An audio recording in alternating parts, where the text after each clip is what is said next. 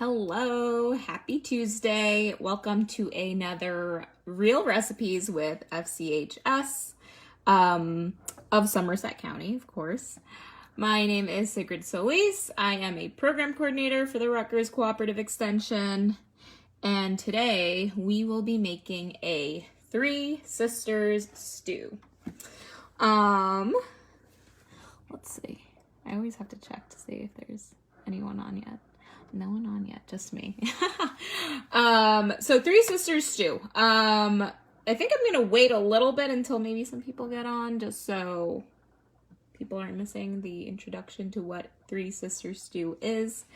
I will, however, discuss what you'll need for today's recipe. So for today, since it is a stew recipe, today you'll need something like a soup pot, a stock pot to put all of your ingredients in. What's great about this is that it's a one pot type of recipe, so you just throw everything in, throw the lid on it, let it stew away, and then it's ready. That's all you'll need. And then, well, a cutting board also. You'll also need a cutting board, a knife to chop up all of your vegetables, some bowls to put your cut up veggies if you're not throwing them straight into the pot. I do see that there's someone on, so welcome.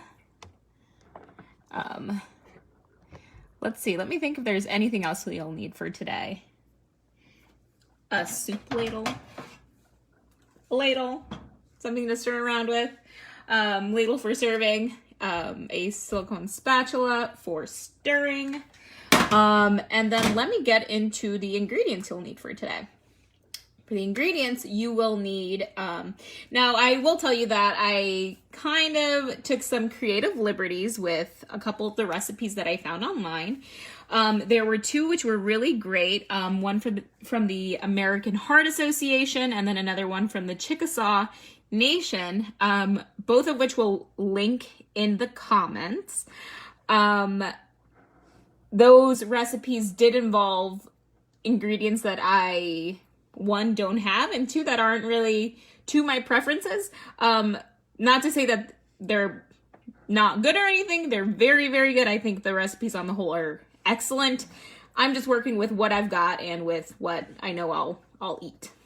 So this is also a recipe that I think is very adaptable. If you want to adhere to the traditional way it's made, definitely check out the Chickasaw Nation website because it's an excellent recipe. So Three Sisters stew. Sisters? Three of them? What does that mean? So the Three Sisters stew refers to the ingredients, the three ingredients. Those are the Three Sisters in the Three Sisters stew. So those three ingredients would be squash, or pumpkin, corn, and beans. So the reason that they're called the Three Sisters is because they all support each other in their growth, right? If you're thinking about them just as crops, vegetation, they all support each other in their growth. So beans, when they grow, they provide nitrogen to the soil. The squash, it's a sprawling kind of vegetable, so its large leaves provide cover for the roots, and also helps with weeds. So it helps out, it supports in that way. And then the corn provides it's kind of like a bean pole for the beans to grow on, so it provides support in that way. So this is why they're referred to as the Three Sisters, because they all support each other in their growth, which I think is very beautiful, as all sisters should, right? So for today's recipe, if you've been watching some of my previous videos, you'll know that I work off of ratios and not hard measurements, because sometimes I just cook for myself. Sometimes the recipes that I find are for large portions. So this will serve, I believe, it could serve two people, or it can serve one person, and you can freeze it. What's great about this recipe too is that it is the type of recipe. Oh, someone's saying hi. Hi. Hello to my auntie. It's the kind of recipe that freezes beautifully. So if you don't want to eat all of it, you want to make a huge pot of it and freeze it in containers, this is a great one to do that with because it freezes great. All right, so let's get into what the actual ingredients are. So we have butternut squash. This is about 2 cups of butternut squash, which I have cubed into about 1/2 inch. Then I've also got some pinto beans. You can use black-eyed peas. You can use black beans, kidney beans, whatever beans you like. I think in the Chickasaw Nation recipe, it suggests using 2 types of beans. I'm just using 1 type of bean. This is about 1 can's worth. Here I have, which I don't think I'll use all of it, just to keep that in mind. Then I've also got a cup of frozen corn. You can use canned, you can use fresh if you have it. I happen to have frozen. And then I have got about 3/4 cup of onions. You can use a little bit more, a little bit less, based off of your preferences. I definitely suggest not leaving out the onion because I think it does provide a lot of the flavor. And then finally, I've got about 1/2 cup of, maybe a little bit more than 1/2 cup of red pepper. Not finally, there's one more ingredient. And then I've got a 15-ounce can of diced tomatoes here. So this will kind of be the soup base. Kind of like a minestrone soup, I guess, in a way. So everything's already prepped. From here, what we do is we basically just toss it all in the pot and cook it away. So let me just turn on the heat. I believe in the American Heart Association recipe that I did see, it suggested using a vegetable stock. I think that could help. I don't think it's absolutely necessary. When I was trying this, I found that there was really no need for using a chicken stock or a vegetable stock. So that's also something nice about this recipe. Just nutrient-wise, it's also very hearty. It's very filling because you've got these nice beans, which provide a lot of protein, about 6 grams per serving of beans. We've got a lot of fiber from the beans as well, so that's also filling. We've got fiber from the butternut squash, and then squash is also great. 1, because it is in season, and 2, because it is full of vitamin A. And as we know, vitamin A is super important for not only our vision, but supporting our immunity.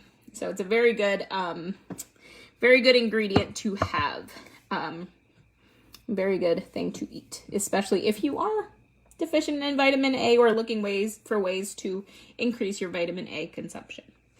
And then the corn, of course, corn is a great carbohydrate, and it's very full of fiber as well. You know, we've got the full kernel here, so lots of fiber.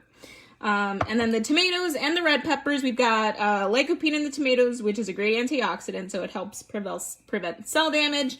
And then red pepper is chock full of vitamin C, so again, vitamin C helps with our immunity. All right, so let's get started on this. I think I'll have to take the phone just to show you what I'm doing. So, oh, actually, before I do that, let me grab one more ingredient that I like to add to my soup recipes and pretty much any other recipe that I'm cooking. Minced garlic. And again, with the garlic, do it to your taste. I'm gonna do about maybe I'll do a teaspoon. I think I'll do a teaspoon of garlic. So, I'll start off with the onions. Turn on the heat. And then from here, it's literally, after you've chopped everything up, it's literally just about tossing it in the pot, right? So here we've got my onions. Onions are in. Followed by tomatoes. Let's see, that might be enough tomatoes. Although, no, I doubt it. Not enough tomatoes. So I'll give that a quick stir.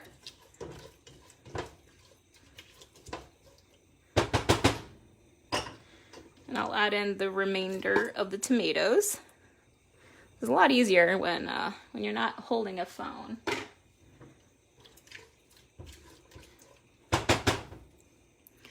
And then after that, there's really no perfect order to this. I just do it in this order because, I don't know.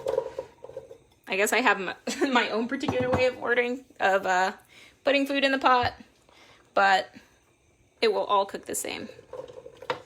So we have our butternut squash, we have our beans, our lovely beans in there. We are going to put in our corn. Ay, ay, ay. This just looks like a pile of food, but trust me, it is amazing. This looks like a pile of chopped up things. Yes, it does, but it's so easy. It is so easy. So I will give that a stir. Don't worry, I did not forget about the garlic.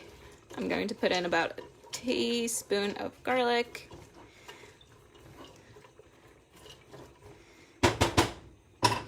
Let's see, I'm going to turn that down. I already have some stew boiling away. And you'll find that this takes about, depending on what ingredients you use, like if you use potatoes like the Chickasaw Nation recipe does, it might take a little bit longer depending on how firm you like your potatoes. So here's the garlic. This, when I was making it with these ratios, I found that it took about like 20 to 30 minutes. It didn't even take that long. I was kind of surprised when I was making this at how short of a cooking time it had. And what'll happen here is that this will all sweat out. So the red pepper is going to release some liquid. So will the butternut squash, onions to a degree, they will also. And I also have on hand about a cup of water just to make it a stew, because after all, it will be a stew. Not just, boiled veggies. So after that, after you've incorporated all your ingredients, you'll want to season. So here I've got some salt. I'm just going to sort of measure with the teaspoon measure that I just used. I'm not even using that much. So that's something that I found interesting with this recipe, is that it didn't really call for all that much seasoning or even all that much salt, just because I think the richness, the sweetness of the corn and the sweetness of the butternut squash really added to the flavor profile, and then that against the acidity of the tomato, it really makes for an interesting stew. Interesting and just really delightful to eat. It's a nice, delightful thing for the palate. So I've put in the salt. And then finally, I think on the American Heart Association website, it said to use oregano, some chopped chilies, paprika, some other seasoning. I'm just using thyme. I like thyme. You can use marjoram. You can use oregano. If you have rosemary and you like that, you can use that. So I'm using thyme because it is what I have on hand, and I like the flavor of it. So that will sweat. That will sweat out, and I will add a little bit of water in about, I'd say like 5 to 10 minutes, which we won't stay on for that long. But eventually what you'll get is something like this, a nice soupy consistency, or stewy consistency, I should say.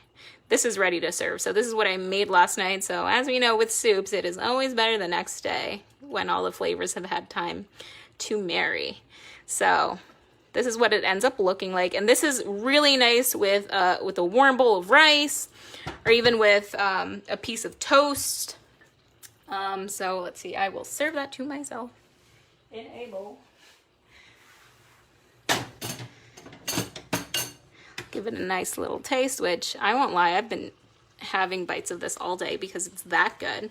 I was pleasantly surprised with how good it was. And there we have our soup. Look, it looks tasty. So many fresh options available this time of year. Yes, so what's great about this recipe is that it is very seasonal. So if you've got a ton of tomatoes from this summer, if you've got a ton of corn from this summer, throw it in this recipe because you'll make great use out of it. And like I said, you can make a huge pot of it and it freezes so nice. It freezes so great. If you prefer to use dried beans, you can use dried beans. I use canned beans because that's what I happen to have. But this is what our bowl of stew looks like. It is just perfect for this time of year as the mornings are getting chillier and colder. This is a nice way to to come home and relax just with a nice bowl of Three Sisters stew.